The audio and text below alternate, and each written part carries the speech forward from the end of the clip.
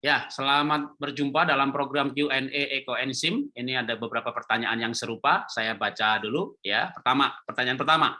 Jika saat panen ditemukan jamur putih seperti kapas atau jamur putih keras, tapi aroma fermentasinya bagus, apakah ini gagal atau dianggap sebaiknya diapakan EE ini?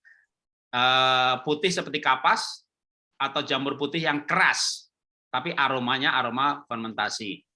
Pertanyaan berikutnya lagi, masih seputar jamur. Muncul jamur putih-putih, saya tidak tahu baik atau tidak, tapi pH-nya 2,4. Nah, apakah ini bagus atau tidak? Ya, pH 2,4, aromanya berarti aroma fermentasi juga pasti ya. Oke, terus yang masih soal jamur lagi, ya berarti ada dua pertanyaan itu yang serupa ya, yang serupa. Oke, mungkin silakan Pak Eko, walaupun tadi sudah dijelasin, tapi kayaknya perlu diulang atau mungkin tadi dia login belakangan. Gak apa-apa, kita jawab saja. Silakan Pak Eko.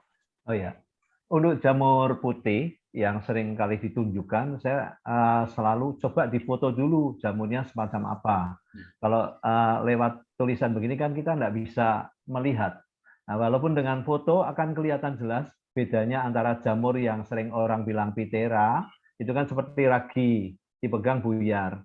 Tapi kalau jamur yang jelek ini, yang benar-benar keras, berbentuk keras, itu harus segera diangkat. Harus diangkat, walaupun EE-nya masih berbau fermentasi, itu mesti kalau pH meternya itu masih betul, masih akurat, itu mesti pH-nya sudah 4 ke atas, karena sudah timbul jamur itu. Ini dari pengalaman yang saya baca dalam WAG para senior pendahulu yang telah praktek.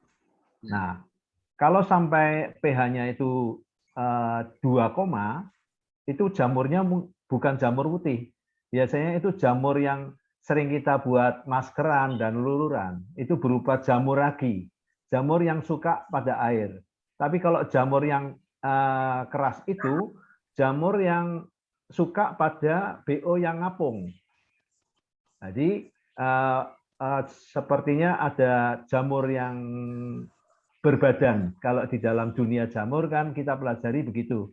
Yang berbadan, yang berbentuk, ada bentuknya, yang keras itu, nah itu kita harus angkat. Tapi kalau jamurnya buyar-buyar itu jamur ragi, Saccharomyces cerevisiae yang bagus. Nah memang kenapa itu muncul? Nah kembali lagi ini pengalaman saya yang betul-betul mendasari saya untuk bisa hati-hati dalam membuat EE. Saya pernah mengalami waktu dulu bikin skripsi kontaminasi 3 kali. Saya molor 1 tahun baru bisa meneliti. Karena skripsi saya adalah mengisolasi enzim alfa beta amilase dari Aspergillus niger. Itu kan jamur.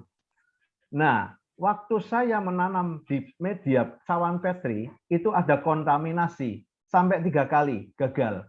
Persiapannya harus 2 bulan. Nah, saya molor 1 semester. Sementara orang sudah pada lulus semua. Nah, saat laboratoriumnya dibongkar, saya didapati dipindahkan ke sebuah ruangan. Ruangannya cuma 5x5. Semua alat dijadiin satu di situ. Terus saya sterilisasi ruangan aseptik, saya juga rambutnya juga pakai kerudung gitu, plastik, semua aseptik semua, jadi malah. Nah, berdasarkan dari pengalaman itu, saya nggak mau terulang, EE saya gagal seperti skripsi saya yang tertunda karena kontaminasi. Nah, kontaminasi seperti Pak Jarod bilang, pencucian penting. Jadi kita membuat sesuatu yang bersih, ya. Nah, kita cuci yang dari pasar itu, ya, dicuci, nah baru kita bikin EE. Nah, terus selama wadahnya pun kita persiapkan, kita pilih yang tutupnya klik.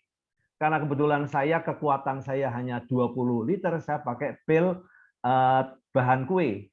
Nah, itu saya murid saya jualan itu. Nah, saya bilang, Pak Bambang pilihin yang klik ya. Mereka pilihin. Jadi benar-benar tutupnya pas. Nah, itu berarti benar-benar kedap. Nah, kalau yang kurang kedap karena sudah sering dibuka, saya tindihin yang kedap. Jadi saya paling bandar saya tumpuk 3. Tapi kalau saya tumpuk 3, ibu saya yang teriak-teriak. Nanti terkilir lagi fisioterapi 1 tahun. Saya pernah ngalami itu, makanya saya nggak berani kalau lihat drum 150 liter kayak Pak Jarot, terus apalagi toren kayak Koinlung, aduh ampun dah. Karena saya single fighter, ya, saya nggak ada tim. Nah itu saja, jadi harus menjaga kebersihan. Nah ini klop dengan apa yang saya dapatkan dalam PMEE, pendalaman materi ekoenzim, Dr. Ari dan Ibu Susen concern dalam hal ini harus memberikan kualitas EE yang bagus. Dengan cara apa? Raw materialnya, BO-nya harus bersih. Itu saja. Oke, terima kasih Pak Eko.